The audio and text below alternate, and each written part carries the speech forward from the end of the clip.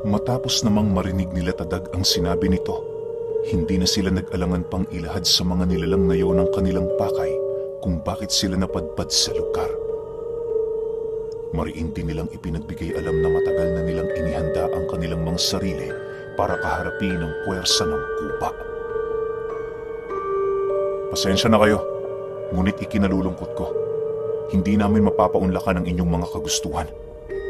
Matagal kami nagsanay para sa mga araw na ito, kaya na may sana pagkatiwalaan ninyo ang aming mga kakayahan.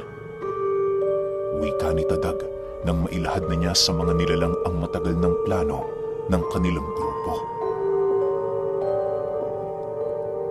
Nang marinig naman ng mga engkanto ang kanyang sinabi, wala naman yung ibang ginawa kundi ang mapatitig sa kanila habang nananatiling tahimik.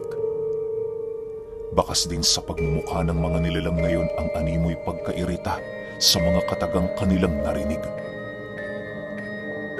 Makalipas pa ang ilang minuto, inilahad nila kay Tadag ang mga dahilan kung bakit sila ang huling pagkakatiwalaan nitong mga nilalang bago pumasok sa teritoryo ng kuba.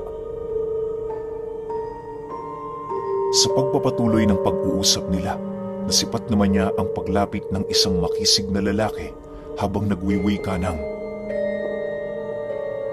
"Hindi naman sa duda kami sa inyong kakayahan. Oo, nakikita namin, matagal kayo nagsanay para sa pagkakataong ito.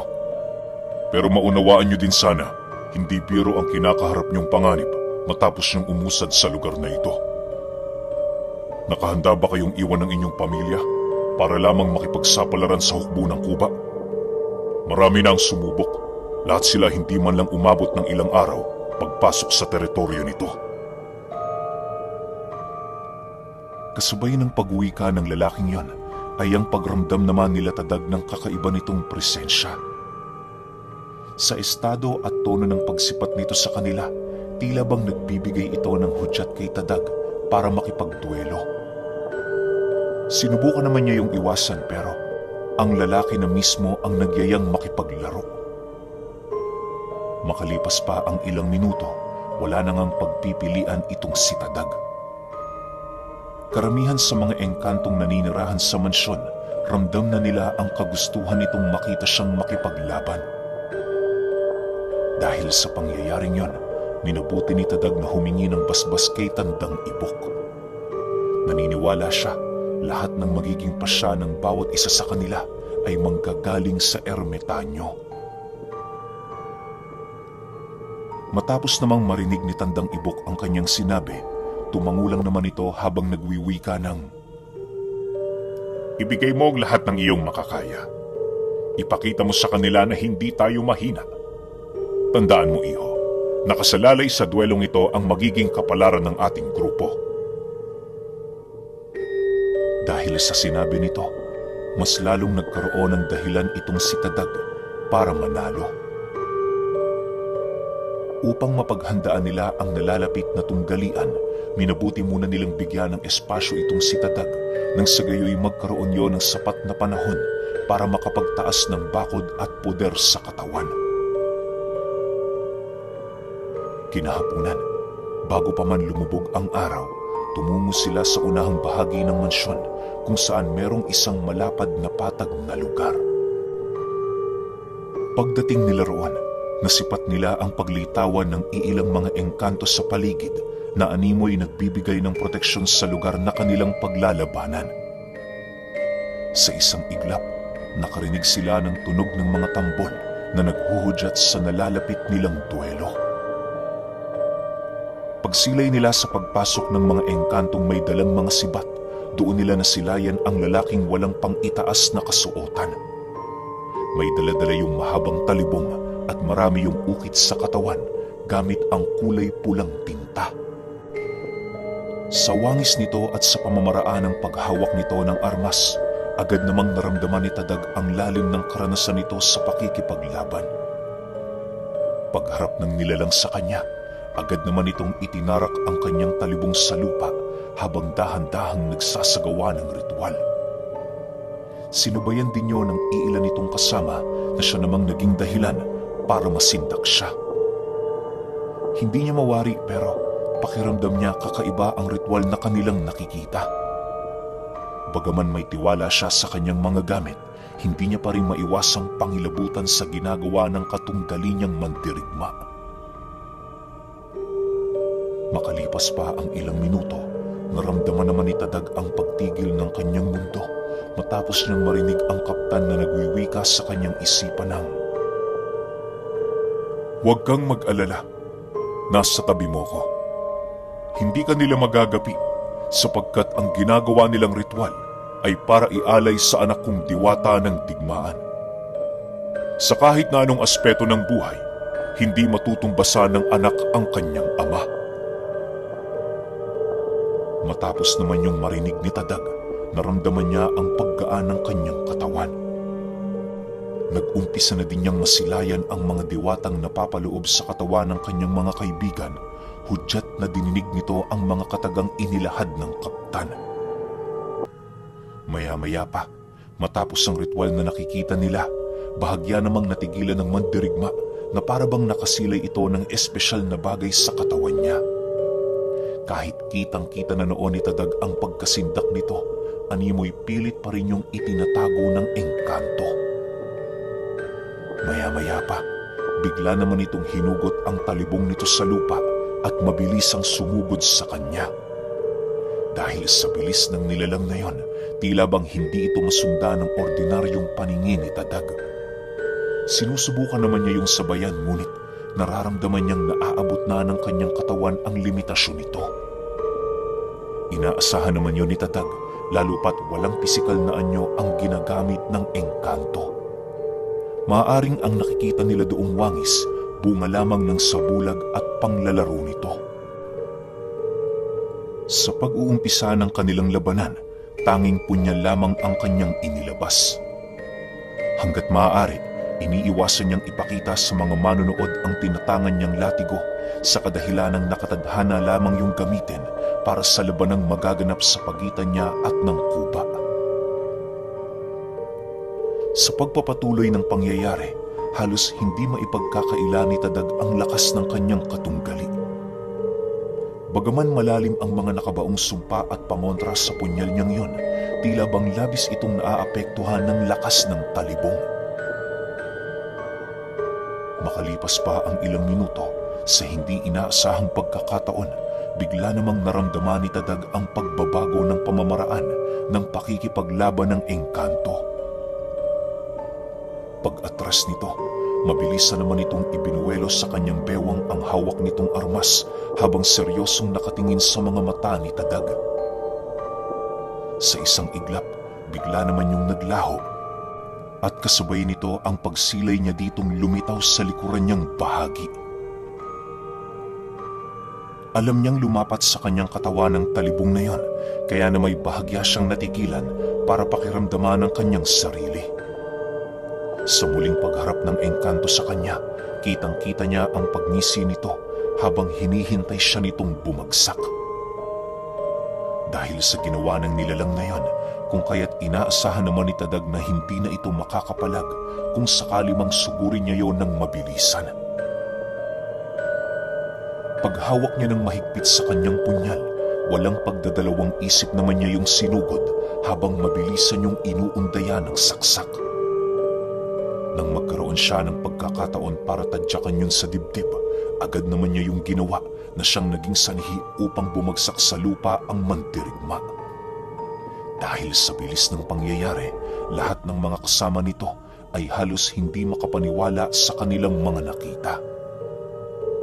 Paghubad ni Tadag ng kanyang damit, laking gulat na lamang ng mga engkanto sa paligid nang masipat nila ang mabilisang pagpulupot ng latigo sa kanyang bewang. Habang pinagmamasdan nila ito, karamihan sa kanila inakalang buhay ang latigo. Bukod kasi sa gumagalaw yon, nararamdaman din nila ang presensyang tinataglay nito. Matapos naman yung masilayan ng kanyang kalaban, agad naman itong binitawan ang hawak-hawak nitong talibong. "Panalo ka na. Malaya kang gawin kung ano ang inyong ipinunta rito. Sabihin mo lang at nakahanda kaming tumulong para gumabay sa inyong grupo." Wika ng lalaki habang nananatiling kalmado sa kinaroroonan nito. Nang marinig naman ni Tadag ang pag-ako ng nilalang na yon, dali-dali naman niya yung inabutan ng kamay para tulungang makatayo. Paglapat ng kanilang mga palad sa bawat isa, bigla namang napakalas sa kanya ang nilalang na parabang meron itong kakaibang pangitain na nakita. Matapos naman yung mapagtanto ni Tadag, agad naman niya yung tiningnan sa mga mata habang seryosong tinatanong ng, "Bakit? Anong problema?" Nang marinig ng nilalang ang kanyang sinabi, dali-dali naman yung tumayo habang nananatiling tahimik. Paglayo nito sa kanyang kinaroroonan, mariin naman siya nitong inabisuhan na doon na lamang sila sa loob ng mansyon mag-usap. Bukod kasi sa marami ang nagmamasid sa lugar na yon, may posibilidad ding may mga tenga na nakikinig ang iilan sa mga alipores ng kuba. Dahil sa sinabi nito, wala namang nagawa si Tadag kundi ang sumang-ayon. Habang binabagtas nila ang daan pabalik sa bahay ng mga nilalang na yon, mayat maya naman ang pagtitig nito sa kanyang latigo. Lahat humahanga, subalit itong si Tadag, tila bang hindi man lang nakakaramdam ng animoy pagkatuwa. Gumagala ang kanyang isipan sa kawalan at paulit-ulit niyang nasisilayan ang takot na minsan niyang nakita sa kadwelo niyang mandirigma. Buong buhay niya, 2 beses niya lamang yung naramdaman. Una, noong magpakita sa kanya ang diwata ng kamatayan na halos ilang taon niya ding dinala at iniwasan. Sa pagdating ng kanilang grupo sa loob ng mansyon, agad naman niyang tinawag ang nilalang na yon. Paglapit nila sa bawat isa, walang pag-aalangan nitong inilahad ang pangitain nitong nakita sa mga kamay niya. "Tadag, masalimuot ang magiging hinaharap ng iyong grupo. Oo, magtatagumpay kayo, pero kapalit ng inyong tagumpayang sakripisyo at paghihirap mo hanggang salisanin mo ang mundong ito. Marami ang mamamatay, subalit naniniwala ako, kaya niyong iunat at kung maaari, baliin ang tadhanang ito. Ni minsan hindi pa ako nagkamali sa mga pangitaing nakita ko. Mag-iingat kayo at palagi kayong gabayan ng diwatang nasa loob ninyo." Wika ng mandirigma kay Tadag. Matapos nitong makapagsalita, iniwasan nitong ibahagi ang iilan pang mga detalye gawa ng isa yung sumpa sa kanilang uri. Naniniwala ang engkanto na kapag pilit nilang inilahad ang kanilang mga nakita sa buhay ng isang tao, maaari nila yung ikamatay o hindi naman kaya'y magkaroon sila ng sumpa na habang buhay nilang dadalhin. Para sa kanila, isa yung napakahirap na pagdurusa lalo pat hindi sila basta-bastang namamatay. Inaabot din ng ilang daang taon ang kanilang mga buhay kung kaya't ang iilan sa kanilang mga kasamang nagtaglay ng ganoong sumpa pilit na tumutungo sa parte ng kanilang mundo kung saan nangingibabaw ang kapangyarihan ng kanilang mga kalaban sa paniniwalang yon ang magwawakas sa paghihirap nilang tinatangan. Dagdag pa ng nilalang na tanging ang panahon at oras ang magtatakda sa kung ano ang mangyayari sa hinaharap. Kasabay ng paglalahad nito ng kanyang mga nakita ay ang pagtatanong naman nito kay Tadag ng, "Ngayong alam mo na, tutuloy pa ba kayo?" Dahil sa naging tanong nito, kung kaya't agad namang ipinaramdam ng kanyang mga tauhan ang iisa nitong desisyon. Lahat sila, walang pinakitang pag-aalangan, hudyat na matagal na nilang napagpasyahan ng tungkol sa bagay na yon. Makalipas pa ang ilang minuto, mismong si Tandang Ibok na ang sumagot dito ng, "Ginagawa namin ito para sa lahat. Naniniwala ako, kasama namin ang Panginoon sa aming mga lakad. Hindi niya kami pababayaan sapagkat iilan kami sa kanyang mga anak na nakikipagdigma sa mundong ibabaw." Matapos makapagsalita ni Tandang Ibok, agad naman nilang ipinaramdam sa mga nilalang na yon ang kanilang mga presensya. Dahil sa ginawa nila, wala namang nagawa ang mga engkanto kundi ang magmasid habang patuloy na pinakikiramdaman ng kagandahan na tangan-tangan nilang mga ora. Maya-maya pa, nang makapagdesisyon na ang pangkat nila Tadag na umalis sa lugar na yon, agad naman silang nagpaalam sa mga nilalang na nagpatuloy sa kanila roon. Sa pagbagtas nila ng daan, habang lumalayo sila sa mansyon, unti-unti nilang nasisilayan ang paglaho nito. Hindi naglaon, tuluyan na nga yung nawala sa kanilang paningin, hudyat na bumalik na ang bahay na yon sa mundo ng mga engkanto. Sa pagbalik ng katahimikan sa paligid, muli nilang naramdaman ang mga huni ng kuliglig at iba pang mga insektong nanginginain tuwing gabi. Limitado na din ang kanilang paningin sa lugar dahil sa dadalawang sulo lamang ang kanilang sinintihan. Pagpatak ng 3:00 ng madaling araw, doon pa lamang sila nagkaroon ng maayos na pahinga. Ang iilan sa kanila, matyagang nagbantay para naman kahit papaano, ligtas ang mga kasama nilang ilang araw ng puyat dahil sa kawalan ng magandang tulog. Lumipas pa ang mga araw kung saan-saan na nadadapo ang kanilang grupo. Pagdating nila sa isang bundok kung saan merong nakahilerang mga patay na puno, doon na nila naramdaman ang pagpasok ng kanilang grupo sa teritoryo ng kuba. Sa bawat hakbang nilang ginagawa papasok sa lugar na yon, rinig na rinig nila ang pag-aangil ng animoy mga tagapagmasid nito sa paligid. Bagaman tirik na tirik pa ang araw, tila bang hindi ito gaanong naaapektuhan. Imbis na magtago ang mga nilalang na yon sa madilim na parte ng anino ng mga puno, mas lalo yung lumalapit sa kanilang grupo. Maya-maya pa, nang hindi na maatim nila Tadag ang pangyayaring yon, agad naman silang nagpalipad hangin ng mga tigalpo at pamako. Sinabayan din nila yon ng mga sabulag at sumpa, nang sa gayoy masigurong hindi sila basta-bastang malalapitan ng kanilang mga kalaban. Sa pagpapatuloy ng kanilang paglalakad, narating nila ang isang patag na lugar kung saan merong maliit na sityo sa gilid nito. May malapad din doong taniman ng palay at halos hindi mo aakalain na isa pala yung pugad ng mga demonyo. Habang papalapit sila sa lugar, ramdam na nila ang salot na sumasabay sa hangin. Makalipas pa ang ilang minuto, doon na sila nasipat ng mga nilalang na nagbabalat kayo bilang mga magsasaka. Sa itsura ng pagmamasid nito, animoy hindi yun nagagalak sa kanilang pagdating. Yung tipong hindi ka katanggap-tanggap sa lugar. Ganon ang nararamdaman ng bawat isa sa kanila. Tanging si Tandang Ibok lamang noon ang komportable sa kanilang grupo, gawa ng lahat sila hindi sanay sa ganoong sitwasyon.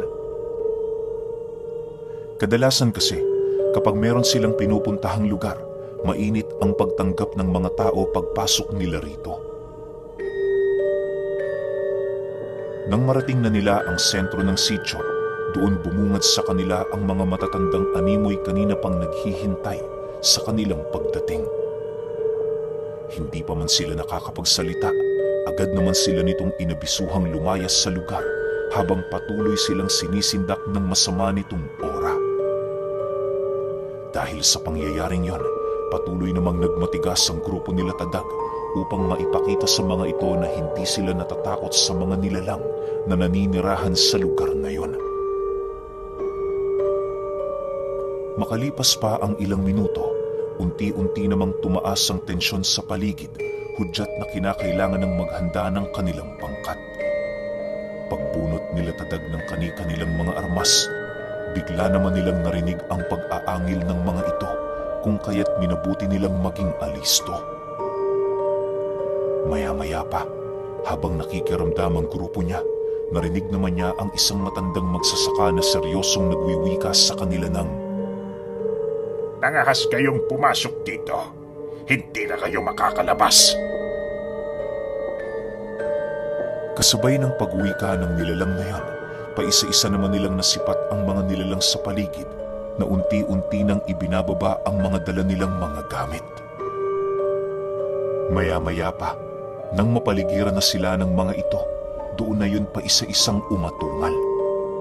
Halos inabot din sila ng ilang oras kakahintay hanggang sa dumating ang puntong lumubog na nga ang araw. Kaya namang umalis nila Tadag sa lugar na yon ng anumang oras, ngunit upang maipakita sa kanilang mga kaaway na wala silang kinakatakutan, nanatili sila roon upang yon ay patunayan. Sa pagtalikod ng araw sa kalupaan, paisa-isa na nga nilang nasilayan ang pagpapalit anyo ng mga nilalang. Inaasahan naman nila Tadag na aswang ang kabuuang nakatira sa baryo, subalit hindi nila lubos inakala na purong sigbin ang mga ito. Kung hindi sila nagkakamali, sigbinan ang tawag sa mga nilalang na nahahanay sa ganoong uri. Kagaya ng mga wakwak, masyado ring matatakaw ang mga nilalang na yun pagdating sa pagkain ng laman ng tao. Ayon kay Tadag, walang pili ang mga ito. Ultimo ang mga matatanda na pinapapak pa rin nila. Yun din ang dahilan kung bakit nabansagan ng mga sigbinan bilang mga peste sa baryo. Kapag nanirahan sila sa isang komunidad, asahan mo, araw-araw silang mambibiktima roon. Lahat ay kanilang tinatalo at wala din silang pakialam kung magawang matunugan ng mga ito ang kanilang uri. Kapag naman masyado ng kalat ang usapin ukol sa kanila sa isang baryo, kusa na sila doong aalis para humanap ng bagong titirahan. Ganon at ganon ang ginagawa ng mga sigbinan hanggang sa lumawak ang sakop ng kanilang pamilya. Kadalasan, nagkakaroon din ng hidwaan ang mga nilalang na yon sa ibang uri ng mga aswang dahil sa alitan pagdating sa lugar na kanilang pinagkakainan. Dagdag pa ni Tadag, abwak ang pangunahing kalaban ng ganoong uri ng mga nilalang. Bagaman nasa panig sila ng kaliwa, hindi yun nangangahulugan na lahat sila ay magkakaibigan. May mga panahong di hamak na mas matindi ang digmaan ng mga ito kumpara sa digmaang karaniwang nagaganap sa hanay ng mga aswang at mga albularyo. Sa pagpapatuloy ng kanilang pagmamasid, agad namang itinarak sa lupa ng mga tauhan ni Tadag ang kanilang mga kalasag matapos nilang masilayan ang kumpol ng mga abwak na mabilisang sumusugod sa kanilang kinaroroonan. Sa estado ng pag-atake nito, animoy wala yung gaanong karanasan pagdating sa digmaan.